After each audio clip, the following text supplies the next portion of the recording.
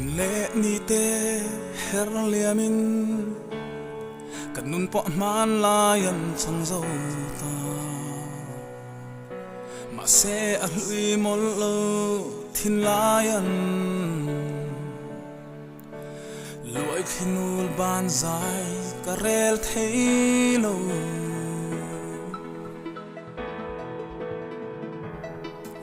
hun lệ ni te her zelin man layan lo chang zo ta ma se a hlui mol lo thin layan loi khinul ban zai ka rel thei lo a poi ber mai chu hei hi khwa tua lo di to na khwa nun a lo duam che hi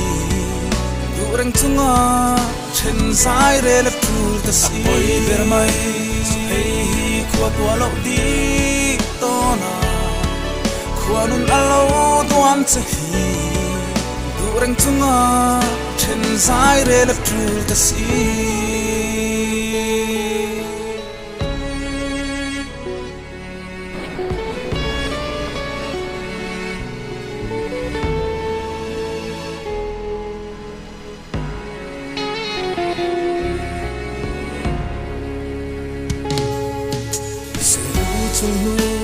fan changin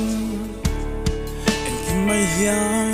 kalung min le ne a ful to lo tur kan nun tham bal ma se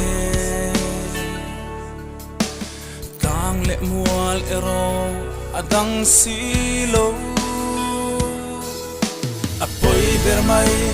hei hi khwat wa lo di to na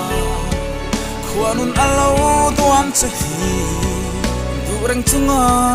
chen sai re le phul ta si poi ber mai hei khwat wa lo di to na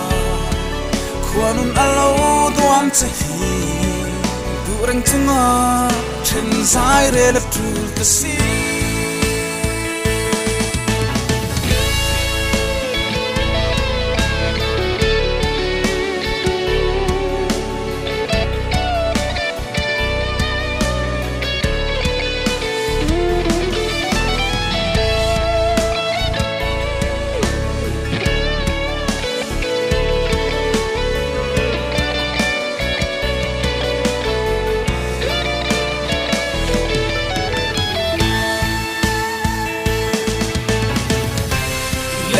phang khoa môi lên ta la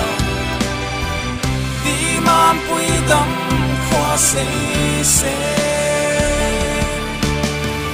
khoan hual him zero se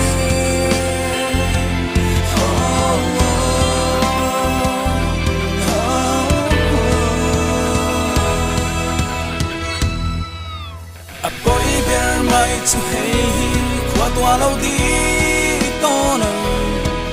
khwa nun alo tuam che du reng chunga chen sai re la thul ta si poi ber mai chu hei khwa tua lâu đi to na khwa nun alo tuam che du reng chunga chen sai re la thul ta si du reng chunga chen sai re la thul ta si